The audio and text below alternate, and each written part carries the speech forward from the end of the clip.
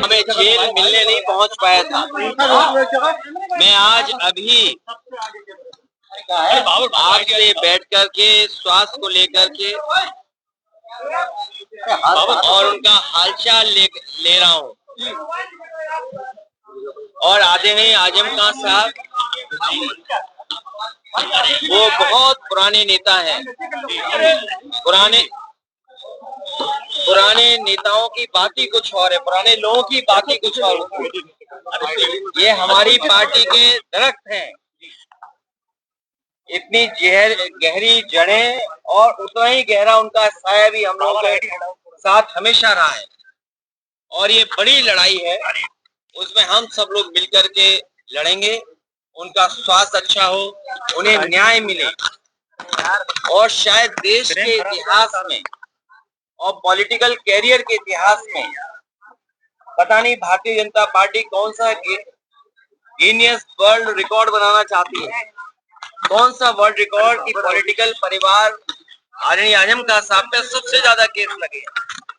कोई अगर दूसरा परिवार ऐसा हो जहाँ पर केस लगे, उनके ऊपर है गलत केस लगे, उनकी पत्नी पर बेटा अब्दुल्ला और उनके परिवार के और जितने भी साथी रहे, उन सब पर इस सरकार ने झूठे मुकदमे लगाए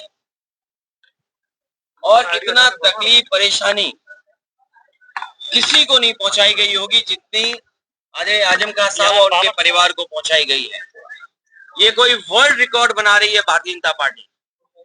और अगर गिनती के हिसाब से हम लोग हिसाब किताब लगाएं तो हो सकता है Guinness book of world record में भी ये नाम आ जाए परिवार का, कि सबसे ज्यादा झूठे मुकदमे अगर किसी परिवार पर एक पर लगे हैं तो आदरणीय आजम खान साहब।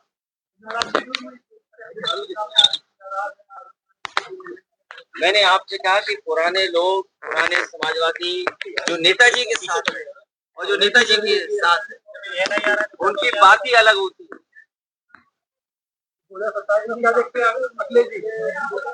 2027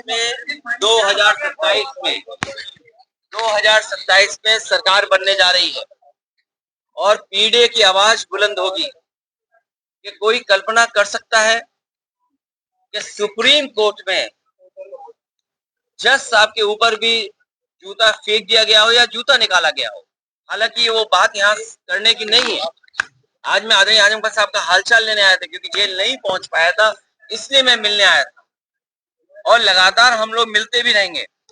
लेकिन जो सुप्रीम कोर्ट में हुआ है, ये समाज में कहीं ना कहीं एक संदेश जा रहा है कि पीडीए के लोग कहीं बैठे हों, जीवन में कभी न कभी अपमानित होते हैं। और ये बात मैं पहली बार नहीं कह रहा हूँ।